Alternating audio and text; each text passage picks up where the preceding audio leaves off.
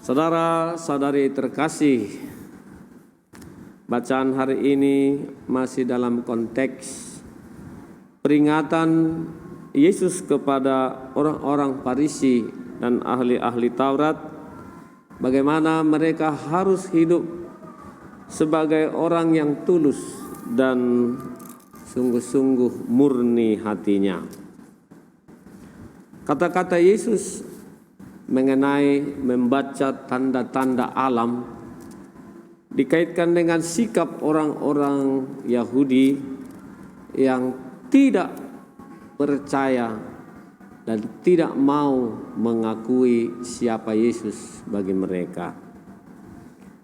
Pada zaman itu, bahkan mungkin sekarang, kalau angin bertiup ke barat, naik ke atas, dari danau menuju ke darat, berarti memang sebentar lagi kemungkinan besar hujan akan turun.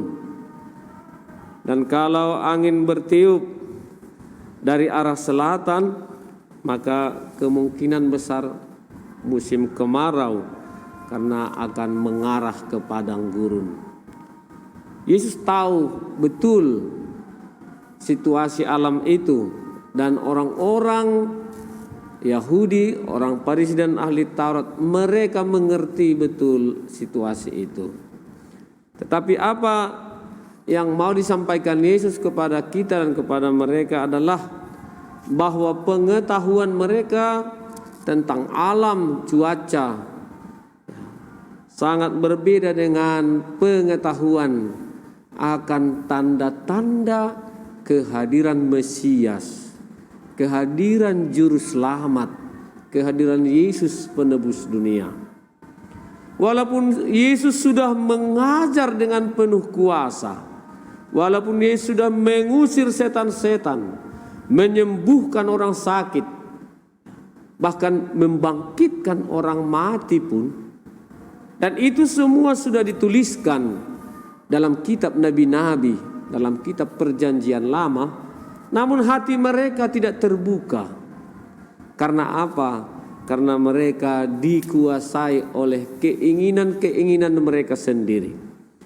Mereka masih terpusat kepada kepentingan mereka sendiri.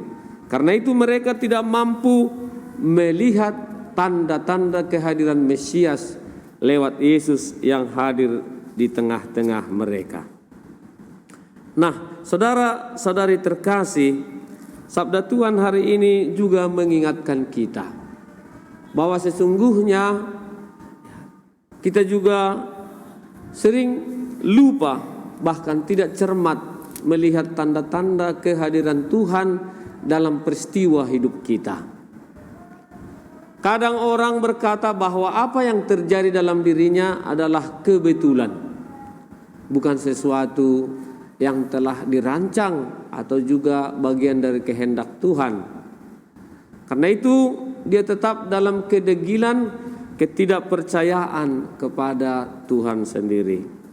Karena itu saudara-saudari terkasih, dengan bacaan Injil hari ini Yesus mengingatkan kita supaya kita juga cermat melihat tanda kehadiran Tuhan di dalam hidup kita.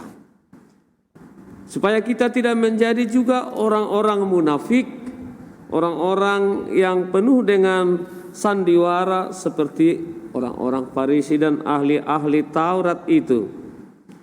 Supaya kita tidak menjadi orang yang tertutup hatinya, tetapi membuka mata, membuka telinga terhadap peristiwa-peristiwa yang terjadi di sekitar dan menjadikannya sebagai pengalaman hidup kita. Karena itu kita harus sadar bahwa hidup kita bukan hanya apa yang kelihatan sekarang ini, tetapi kita harus sampai kepada di balik kehidupan kini ada kehidupan kekal. Ada kehidupan yang tersembunyi yang akan kita alami, kita jalani sesudah kita hidup di dunia ini. Supaya kita tidak seolah-olah hidup di dunia ini menjadikannya sebagai kesempatan sekali saja untuk hidup selama-lamanya. supaya kita jangan lupa bahwa kehidupan ini adalah kesempatan untuk berdamai dengan Sang Pencipta, untuk bersatu dengan Tuhan, untuk melakukan perbuatan-perbuatan cinta kepada sesama. Bagaimana caranya? Seperti dikatakan dalam bacaan pertama tadi, diingatkan oleh Paulus, supaya hidup kita sepadan dengan panggilan kita.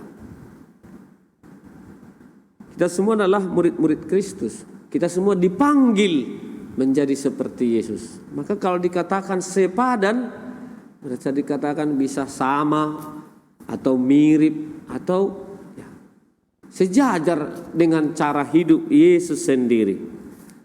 Supaya kita dapat sampai ke sana, kita diminta hidup dalam semangat kerendahan hati. Semangat kerendahan hati, dalam semangat kesabaran, serta saling menunjukkan kasih satu sama lain. Dalam hidup kita memelihara kebenaran.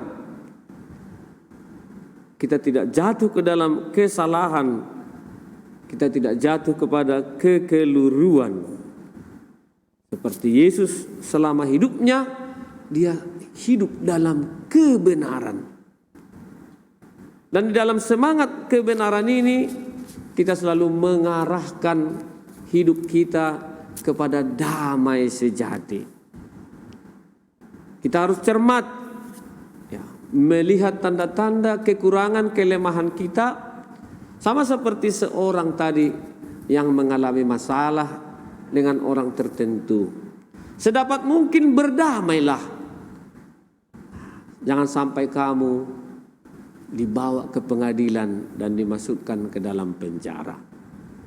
Semoga kita semua dengan sabda Tuhan ini, keluarga-keluarga kita hidup di dalam semangat berjaga-jaga, semangat keaslian, keautentikan satu sama lain, menjadikan kita pribadi-pribadi yang tidak munafik, tetapi pribadi-pribadi yang asli.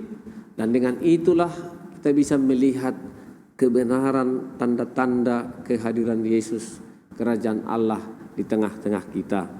Dengan tentu terus-menerus berusaha untuk meniru semangat Yesus yang tidak pernah takut, juga untuk mewartakan kebenaran itu di tengah-tengah merebaknya kemunafikan, ketidakjujuran, ketidakbenaran, apalagi oleh orang-orang yang dianggap sebagai sumber kebenaran, orang-orang yang patut dan seharusnya ditiru. Justru merekalah yang melanggar, merekalah yang tidak mau hidup dalam ketulusan dan kejujuran. Tuhan memberkati kita untuk tetap setia di jalan yang benar mengikutinya. Semoga amin.